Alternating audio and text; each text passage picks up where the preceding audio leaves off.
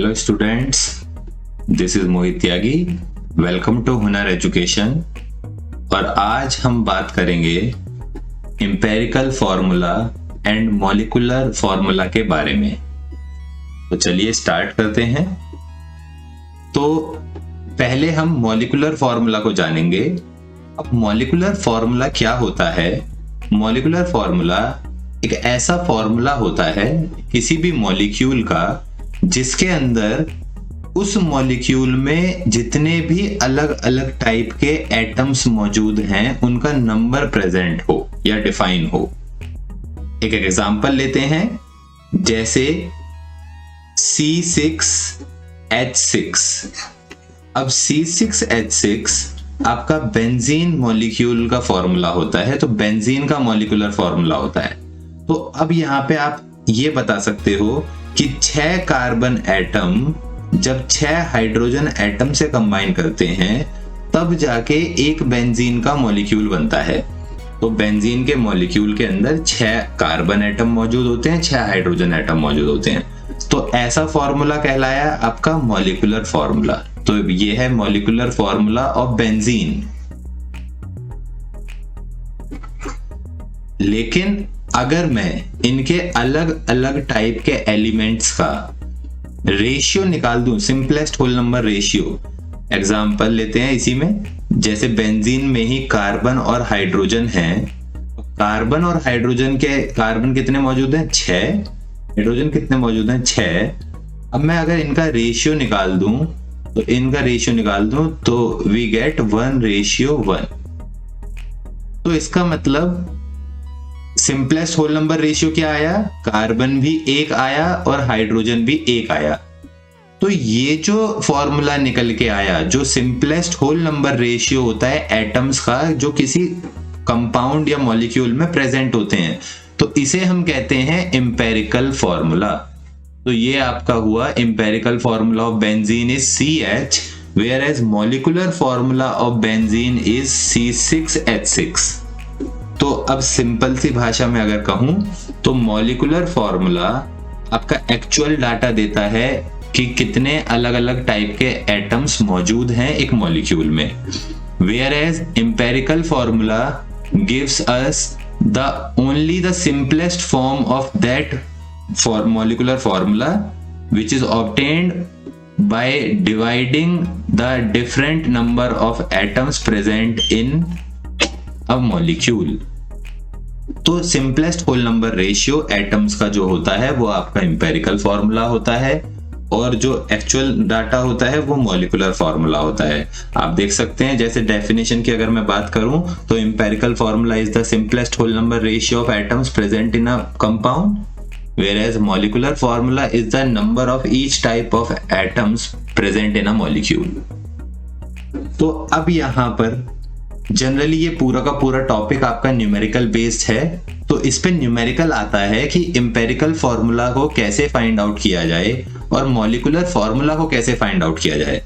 उसके लिए पहले तो आपको एम्पिरिकल फॉर्मूला फाइंड करने के लिए आपको रिलेटिव नंबर ऑफ मोल्स चाहिए होते हैं, relative number of moles of different element present in a compound। तो एक कंपाउंड के अंदर जो अलग अलग एलिमेंट मौजूद होते हैं उनका सिंपलेस्ट होल नंबर रेशियो चाहिए होता है आपको, और ये आपका निकल के आता है, ये चीज हमें ऑब्टेन करी जाती है मास परसेंटेज से। तो मास परसेंटेज अगर हमें गिवन है तो हम इसे निकाल सकते हैं, उसका कुछ प्रोसीजर तरीका है, तो वो हम अभी आगे देखेंगे एग्जांपल की हेल्प से। और उससे जब एम्पिरिकल फॉर्मूला निकल जाता है तो एम्पिरिकल फॉर्मूला से आप मॉलिक्यूलर फॉर्मूला निकाल सकते हो। उसके लिए आपको n एक नंबर होता है उसकी जरूरत होती है, और n निकलता कैसे है? n आपका निकलता है मोलर मास, जो मॉलिक्यूलर फॉर्मूला है उससे जो मास आता है मोलर मास, और molar mass when divided by empirical formula mass.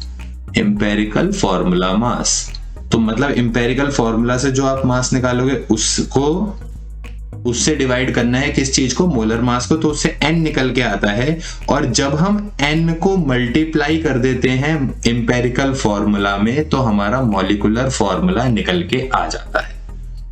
तो चलिए इसे कुछ एग्जाम्पल से देखते हैं। तो नेक्स्ट एग्जाम्पल पे बढ़ते हैं। अब ये हमारा सबसे पहला एग्जाम्पल है। इस एग्जाम्पल में आपको देखिए हमें सबसे पहले क्या चाहिए, हमें ये पता होना चाहिए हमें निकालना क्या। पहले क्वेश्चन पढ़ लेते हैं। An unknown hydrocarbon is found to contain 85.7% carbon and an atomic mass of 84 gram per mole. What is its molecular formula? तो क्वेश्चन है हमें मॉलिक्यूलर फॉर्मूला निकालना है और हमें उस हाइड्रोकार्बन का एटॉमिक मास दे रखा है। ये यहाँ पे से थोड़ा सा करेक्ट कर लेते हैं, ये एटॉमिक मास नहीं होगा, ये मोलर मास होगा। उसका कारण आपका जो एटॉमिक मास होता है वो एक एलिमेंट का होता है, लेकिन जब यहाँ पे हाइड्रोकार्बन एक एटम या एलिमेंट नहीं है, हाइड्रोकार्बन एक कंपाउंड है और कंपाउंड या मॉलिक्यूल का आपका मोलर मास होता है। तो क्वेश्चन में थोड़ा सा हम करेक्शन कर लेते हैं यहाँ पे। अब आपको मोलर मास दे रखा है 84 ग्राम पर मोल और आपको मॉलिक्यूलर फॉर्मूला निकालना है। तो मॉलिक्यूलर फॉर्मूला निकालने के लिए सबसे पहले आपको क्या निकालना पड़ेगा, आपको एम्पेरिकल फॉर्मूला निकालना पड़ेगा यहाँ पर। और एम्पेरिकल फॉर्मूला के लिए आपको पहले ये पता होना चाहिए भाई एलिमेंट कौन कौन से मौजूद हैं उस कंपाउंड में। तो शुरुआत करते हैं हम एलिमेंट से। तो सबसे पहले तो हम एक टेबल बनाएंगे जिसमें सबसे पहला कॉलम हमारा आएगा एलिमेंट का। देखिए यहाँ पे हाइड्रोकार्बन बोला गया है, तो हाइड्रोकार्बन का मतलब है ऐसा सब्सटेंस जिसके अंदर कार्बन हो और हाइड्रोजन हो, कार्बन और हाइड्रोजन हो सिर्फ।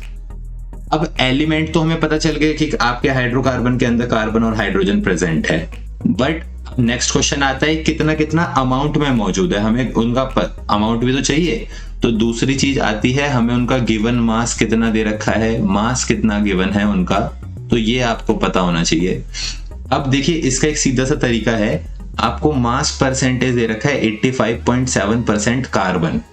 तो हम एक काम करते हैं, हम लेट कर लेते हैं कि टोटल मास, परसेंटेज की चीज का ये फायदा है आप टोटल मास को कुछ भी लेट करो उसके अकॉर्डिंग उतना परसेंट निकाल लो। तो टोटल मास जो हाइड्रोकार्बन का है अगर वो 100 ग्राम है तो 100 ग्राम का 85.7% कितना होगा, वो 85.7 ही होगा। तो 85.7 आप अगर 100 मानेंगे तो कैलकुलेशन में ये आसानी रहती है कि यहाँ पे 85.7 जो वैल्यू दे रखी होती है परसेंटेज में वही आपका ग्राम में लिख दी जाती है। अगर आप 100 की जगह मान लीजिए आप टोटल मास को 1000 मानते, हाइड्रोकार्बन का 1000 ग्राम, तो उससे भी आपका ये क्वेश्चन सॉल्व हो जाता उससे। लेकिन फिर आपका ये 85.7 नहीं आता, 1000 का जब 85.7% निकालोगे तो वो 857 आएगा। तो फिर आप यहाँ 857 लेते अगर आप टोटल को 1000 मानेंगे। तो 100 मान के चलेंगे हम ताकि कैलकुलेशन आसान रहे और स्टैंडर्ड रहे। और ये जो मास आएगा ये हम ग्राम में मानेंगे तो ये ग्राम में निकल के आएगा, तो हम ग्राम यहाँ लिख देते हैं। तो अब हमारे पास दूसरे कॉलम में क्या है, गिवन मास, तो जिसमें कार्बन का मास हमारा 85.7। अब हाइड्रोजन का मास तो हमें नहीं दे रखा, तो देखिए ये आपको पता होना चाहिए कि टोटल मास हम 100 मान के चल रहे हैं और 100 में से कार्बन 85.7 है तो हाइड्रोजन कितना बच गया, आप 100 में से 85.7 को माइनस कर देंगे तो हाइड्रोजन का मास बच जाएगा। तो इसका मतलब ये आएगा आपका 14.3। हमारा मेन चीज हो चुकी है, एलिमेंट पता चल चुका है, उसका ग्राम पता चल चुका है। अब यहां से आप रिलेटिव नंबर ऑफ मोल्स निकालने के लिए बढ़ेंगे। तो सबसे पहले तो आपको ये पता चलना चाहिए कि भाई रिलेटिव नंबर ऑफ मोल्स निकालने के लिए नंबर ऑफ मोल्स कितने हैं। तो इनका सबसे पहले हम मास से नंबर ऑफ मोल्स निकालेंगे। तो नंबर ऑफ मोल्स n से डिनोट किया जाता है और ये n मोल। अब नंबर ऑफ मोल्स निकालने के लिए आपको बस फॉर्मूला पता होना चाहिए। नंबर ऑफ मोल्स का फॉर्मूला क्या होता है, गिवन मास अपॉन में मोलर मास। तो कार्बन का गिवन मास है 85.7 और मोलर मास होता है 12। तो आप इससे डिवाइड कीजिए और पॉइंट के बाद 2 डिजिट तक निकाल लीजिए। कोई एक्यूरेसी मतलब बिल्कुल एक्यूरेट वैल्यू निकालने की जरूरत नहीं है आपको। अब जैसे हाइड्रोजन है, हाइड्रोजन का मास आपका 1 होता है, लेकिन एक्चुअल मास तो 1.008 होता है, सही है, बट आप 1 ले सकते हो क्योंकि आपको बिल्कुल एग्जैक्ट डाटा नहीं चाहिए इसके लिए।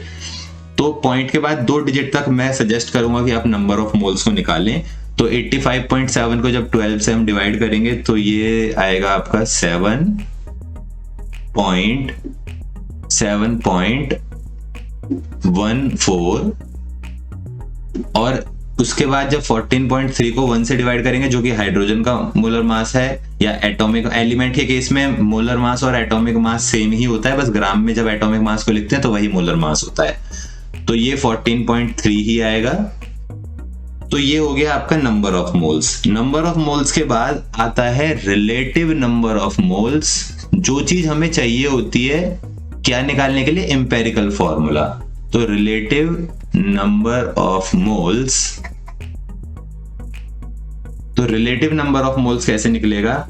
रिलेटिव नंबर ऑफ मोल्स निकालने के लिए आपका जो भी नंबर ऑफ मोल्स की सबसे छोटी वैल्यू है, तो यहाँ पे 2 हैं आपके पास, 7.14 एंड 14.3। तो इसमें छोटी वैल्यू कौन सी है? 7.14। तो आप उस वैल्यू से सारे नंबर ऑफ मोल्स को, हर एक एलिमेंट के नंबर ऑफ मोल्स को डिवाइड कर दीजिए। तो 7.14 को 7.14 से डिवाइड करूंगा तो ये आ गया 1।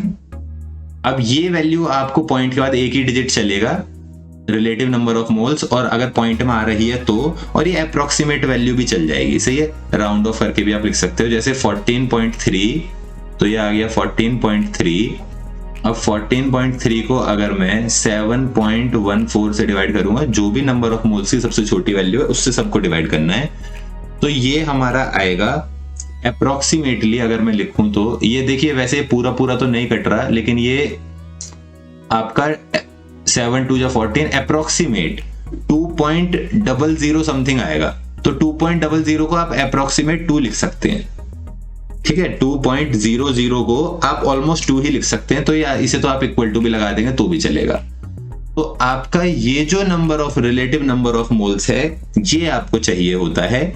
अगर ये पॉइंट में आता, इनमें से कोई सा, मान लीजिए आपका यहाँ 2.5 आ जाता, तो भाई 2.00 को मैं 2 लिख सकता हूं, 2.1 को भी अप्रोक्सीमेटली 2 लिख सकता हूं, लेकिन 2.5 को 2 नहीं लिख सकता, तो उसमें ज्यादा एरर हो जाएगी। तो उसके लिए क्या करना है, तो वो इस केस में नहीं आया, एक नेक्स्ट एग्जांपल लेंगे, इसके बाद 2 एग्जांपल हम सॉल्व करेंगे, तो दूसरे में हम देखेंगे कि उसके लिए क्या करना है। तो उसके लिए आपका यहाँ पे एक कॉलम और आता, जो सिंपलेस्ट होल नंबर आता है रिलेटिव नंबर ऑफ मोल्स का। तो फिलहाल तो ये आपका डायरेक्ट आ गया। तो अब यहाँ पे आपका एम्पेरिकल फॉर्मूला क्या हो गया? एम्पेरिकल फॉर्मूला के लिए बस हमें इतना ही चाहिए। एम्पेरिकल फॉर्मूला इस कंपाउंड का हो गया आपका, भाई कार्बन कितने हैं? कार्बन 1 है, तो ये हो गया C1, लिखने की जरूरत नहीं होती। हाइड्रोजन कितने आए? हाइड्रोजन के रिलेटिव नंबर ऑफ मोल्स आए 2, तो CH2। तो ये CH2 इंपेरिकल फॉर्मूला हो गया किस चीज का? आपका जो हमें हाइड्रोकार्बन दे रखा है। अब हमें तो मॉलिक्यूलर फॉर्मूला निकालना था, तो मॉलिक्यूलर फॉर्मूला निकालने के लिए आपको 2 चीजों की जरूरत पड़ेगी। एक तो मोलर मास की, जो आपको गिवन है 84, और दूसरा इंपेरिकल फॉर्मूला मास की। तो देखिए इंपेरिकल फॉर्मूला मास हमारा इंपेरिकल फॉर्मूला से आ जाएगा, तो मैं यहीं पे निकाल देता हूं। तो empirical formula mass, empirical formula mass कितना हो जाएगा? तो ये आपका हो जाएगा, हमें कार्बन कितना है? कार्बन हमारे पास 1 है, तो 1 कार्बन का 12 होता है मास, और हाइड्रोजन कितने हैं? 2, तो 2 इंटू में 1 हाइड्रोजन का 1 होता है। तो ये हमारे पास आ गया 2 + 12 14 ग्राम। अब ये हमारा 14 ग्राम आ गया। तो इसके बाद आगे बढ़ते हैं। अब हमें क्या निकालना है? हमें सबसे पहले, मैंने आपको बताया था n चाहिए होता है मॉलिक्यूलर फॉर्मूला निकालने के लिए, और n क्या होता है? तो चलिए आगे बढ़ते हैं। अब हमारा n जो होता है, n होता है आपका मोलर मास। n निकालने का तरीका होता है मोलर मास, और मोलर मास को आप एम्पेरिकल फॉर्मूला मास से डिवाइड कर दीजिए, तो आपका n की वैल्यू निकलती है। और यहाँ पे अगर मैं देखूं, मोलर मास मुझे 84 ग्राम पर मोल दे रखा था, और ये जो एम्पेरिकल फॉर्मूला मास आया था ये हमारा 14 आया था। अब 14 से आप 84 को डिवाइड कर दीजिए। ये वैल्यू भी अगर आपकी पॉइंट में आए तो आपको होल नंबर चाहिए होता है, यहाँ पे से ये सिंपलेस्ट होल नंबर चाहिए होता है। ऐसा नहीं है कि अगर मान लीजिए पॉइंट में जैसे ये तो पूरा पूरा कट गया तो ये तो सीधा सीधा 6 आ गया, लेकिन अगर आपका मान लीजिए 6.1 आता तो उसे भी आप 6 लिखते, अगर 6.9 आता तो उसे आप राउंड ऑफ करके 7 लिखते। तो ये आपको यहाँ पे एग्जैक्ट फिगर चाहिए होता है इसके लिए। और अब आपका मॉलिक्यूलर फॉर्मूला निकालने का तरीका क्या है, तो मॉलिक्यूलर फॉर्मूला आपसे पूछा गया था, तो मॉलिक्यूलर फॉर्मूला इक्वल टू होता है n टाइम्स एम्पेरिकल फॉर्मूला। तो एम्पेरिकल फॉर्मूला को n टाइम्स मल्टीप्लाई कर दिया जाए तो n हमारा 6 आया है, 6 टाइम्स ऑफ एम्पेरिकल फॉर्मूला हमारा CH2 था। इसे मल्टीप्लाई करने का मतलब है इनके एटम्स, ये जो अलग अलग एटम्स है इनका नंबर मल्टीप्लाई कर देना। तो कार्बन यहाँ पे 1 है तो 1 को 6 से मल्टीप्लाई करेंगे तो C6, और हाइड्रोजन यहाँ पे 2 है, 2 को 6 से मल्टीप्लाई करेंगे तो 12, तो ये H12। तो C6H12 आपका फॉर्मूला आ गया। और अगर आपसे ये पूछा जाता कि मॉलिक्यूलर फॉर्मूला निकालने के बाद या जो मॉलिक्यूल है उसका नाम क्या है, तो C6H12 क्या होता है, ये होता है आपका हेक्सीन। ये एक एल्कीन है, हेक्सीन आपका यहाँ पे फॉर्मूला आ गया। तो अब ये तो रही बात, क्या कहते हैं, आपका मॉलिक्यूलर फॉर्मूला और एम्पेरिकल फॉर्मूला कैसे निकाला जाए।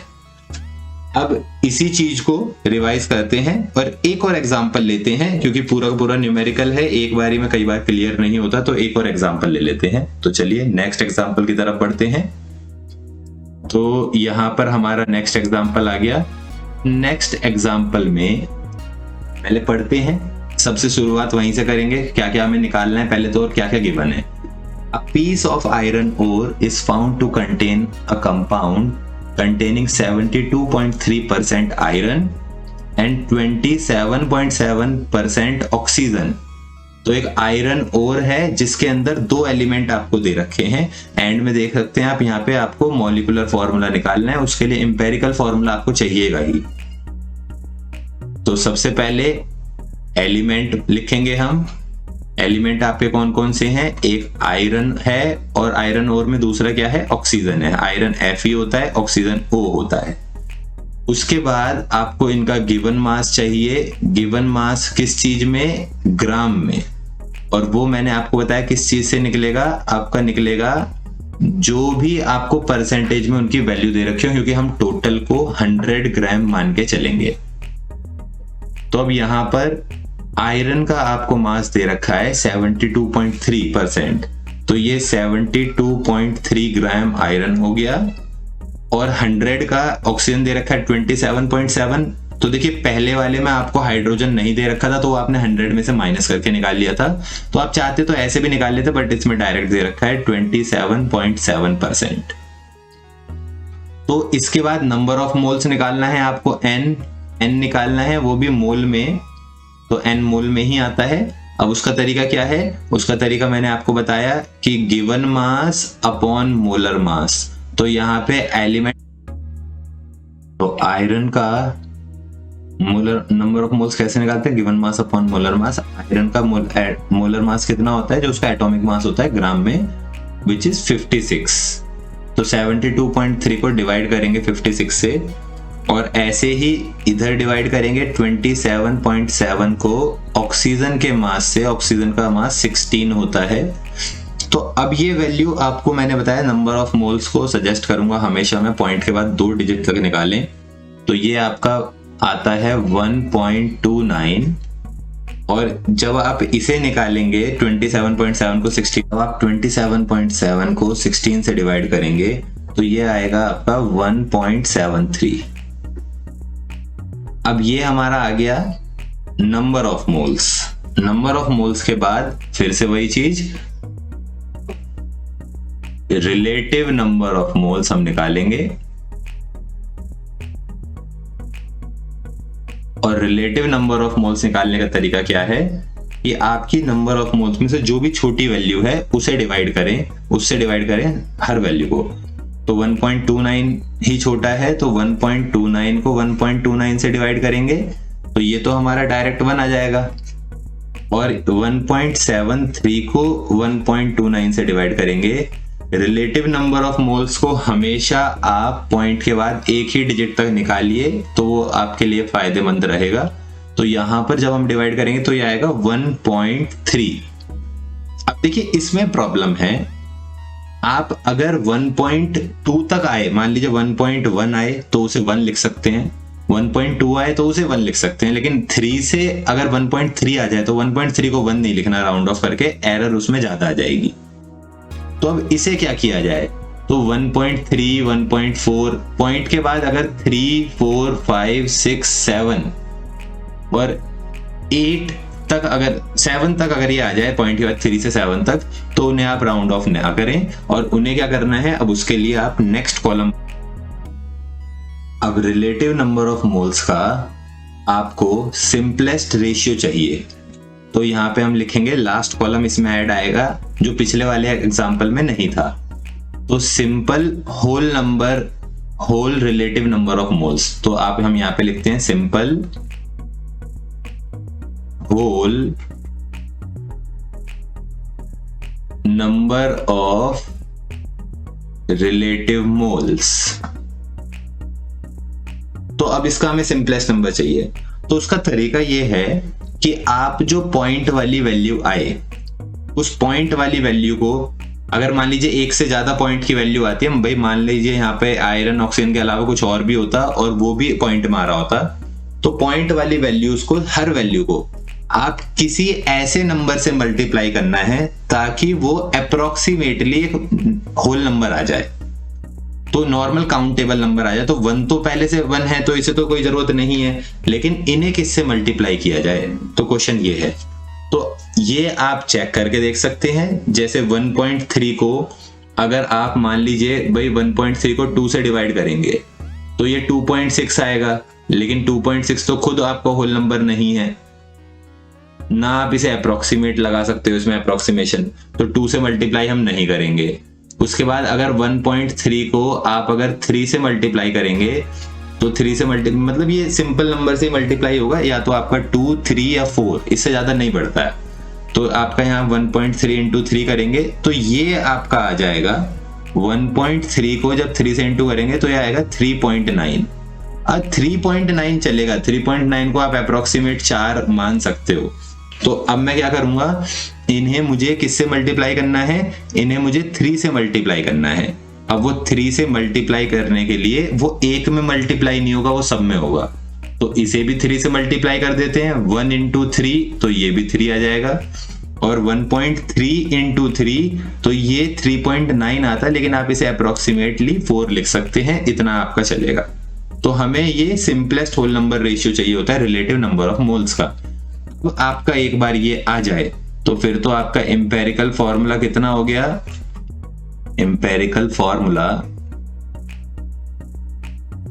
वो आपका आ गया, आयरन के 3 एटम आए तो F ऑक्सीजन 4 और आयरन 3, तो Fe3O4, ये आपका फॉर्मूला हो गया एम्पेरिकल फॉर्मूला आयरन की ओर का, आयरन ऑक्साइड बेसिकली।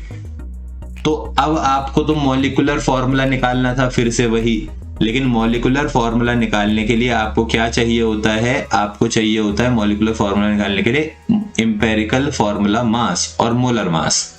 तो देखिए मॉलिक्यूलर मास तो आपको दे रखा है, ये मोलर मास आपको यहाँ पे दे रखा है 231.4 ग्राम पर मोल, लेकिन एम्पेरिकल फॉर्मूला मास अभी आपने नहीं निकाला है, तो एम्पेरिकल फॉर्मूला मास मैं यहीं पे निकाल देता हूं और शॉर्ट में EF लिख रहा हूं मैं, लेकिन ऐसी कोई एब्रीविएशन होती नहीं है, आप पूरा लिखिएगा।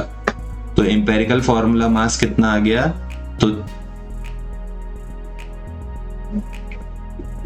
तो ये आ गया आपका 3 इंटू में एक आयरन का मास होता है आपका 56 प्लस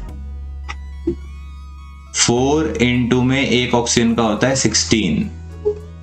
तो ये पूरा सॉल्व करके आपका कितना आएगा, ये आएगा 232 ग्राम। एक बार आपका एम्पेरिकल फॉर्मूला मास निकल जाए, फिर मॉलिक्यूलर फॉर्मूला मास तो निकालना इजी है, मॉलिक्यूलर फॉर्मूला निकालना इजी है। पहले आप n निकालिए, फिर n से मल्टीप्लाई कर दीजिए। तो अब हम पहले n निकालेंगे। n कैसे आएगा? n आएगा आपका molar mass divided by empirical formula mass. तो मोलर मास आपका 231.4 दे रखा था, एम्पेरिकल फॉर्मूला मास आपका 232 आया। इसे जब आप डिवाइड करेंगे तो ये लगभग 0.99 आएगा। लेकिन मैंने आपको बताया था n आपको एक नॉर्मल नंबर चाहिए होता है, तो इसे राउंड ऑफ करके ये कितना आएगा, ये हमेशा राउंड ऑफ हो जाएगा। तो अप्रोक्सीमेटली 0.99 को मैं 1 लिख सकता हूं, तो n हमारा 1 आ गया। अब n आने के बाद क्या होता है, आपका मॉलिक्यूलर फॉर्मूला इक्वल टू होता है n टाइम्स एम्पेरिकल फॉर्मूला।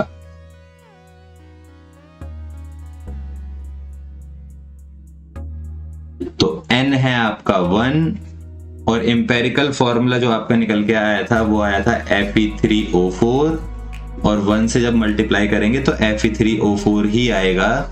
तो इसका मतलब यही आपका एम्पेरिकल फॉर्मूला है और यही आपका मॉलिक्यूलर फॉर्मूला है। भाई आप ऐसे भी देख सकते हैं, इसे आप सिंपलेस्ट रेशियो में डिवाइड नहीं कर सकते आयरन और ऑक्सीजन के एटम को, क्योंकि 3 और 4 दोनों एक दूसरे किसी के टेबल पे नहीं आते। तो एम्पेरिकल फॉर्मूला और मॉलिक्यूलर फॉर्मूला इस केस में आपका एकदम सेम टू सेम है। तो उम्मीद कर रहा हूं कि आपको ये समझ में आया होगा। अच्छा, उससे पहले आगे कुछ क्वेश्चंस मैं आपको प्रोवाइड करा रहा हूं, जिन्हें आप घर से ट्राई कीजिएगा। तो ये रहे वो क्वेश्चंस, आप चाहें तो इसका स्क्रीनशॉट ले सकते हैं वीडियो को पॉज करके, और इन्हें घर से ट्राई कीजिएगा और इनके आंसर मुझे कमेंट में बताइएगा। अगर आपको कोई प्रॉब्लम है तो वो मुझे कमेंट में बताइएगा, मैं कोशिश करूंगा उस प्रॉब्लम को सॉर्ट आउट करने की। तो ये अलग अलग क्वेश्चन है, इन्हें प्रैक्टिस करने के बाद आपको एम्पेरिकल फॉर्मूला और मॉलिक्यूलर फॉर्मूला का एक काफी अच्छा आइडिया हो जाएगा। और अगर आपको ये वीडियो पसंद आया हो तो प्लीज लाइक करें, शेयर करें, सब्सक्राइब करें। Thank you.